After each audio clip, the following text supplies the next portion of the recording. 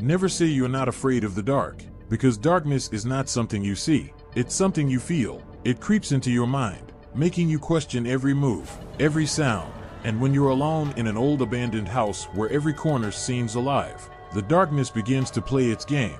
Igor had never believed in stories about the paranormal, much less ghosts. It all seemed silly to him. But everything changed when he found an old note in the basement. It was written on a yellowed sheet of paper, and the words on it were full of fear. Don't go out at night. Don't look at your face. He will come when you close your eyes. He will take them. Will take your face. Igor laughed at first, but there was one detail that kept all this from being forgotten: the smell. The smell of blood. He had smelled it in that basement, in that forgotten corner of the house. The smell of iron, like someone had been here before him for a long time, and that smell wouldn't go away. Soon Igor realized that the house was holding him for a reason. When he returned to his room, his whole world suddenly changed. He turned to the mirror and saw something.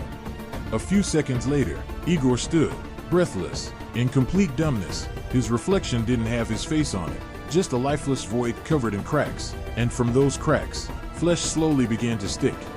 It was a face, but it was made of torn lips. Pale lumps of meat, sagging and stretched like deliberately mutilated tissue. A face that had no place in this world. He didn't know what it was, who it was, why it was him. But his heart had already begun to realize this was the beginning. And it was only the beginning. Igor recoiled from the mirror, as if it could swallow him up, take him over. His eyes quickly searched for an answer, but there was only darkness in the room. He tried to breathe, but the air seemed heavy, almost viscous, as if the house itself didn't want him here. He turned away from the mirror, but something kept moving in his mind. That face, its disfigured features, those grinning lips that seemed like they shouldn't have been alive. It was distorted, but there was something familiar about it, something Igor couldn't understand. He took a step back and felt the cold in his feet, as if the entire space around him had frozen. Without waiting, he ran to the door, but as soon as his hand touched the knob, the lights in the room went out. Complete, utter darkness. He heard a click, and suddenly there was a scraping sound somewhere in the corner of the room. It wasn't the sound of an old house. No, it was something alive.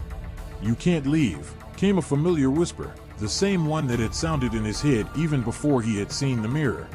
Igor froze, his heart pounding frantically in his ears. He tried to open the door, but it wouldn't budge. The back of his neck was covered in cold sweat, and like an invisible hand, the darkness wrapped around his body, squeezing it. And suddenly a quiet, almost imperceptible sound. A creak. Footsteps. Footsteps. Igor turned to look in the corner where there had been nothing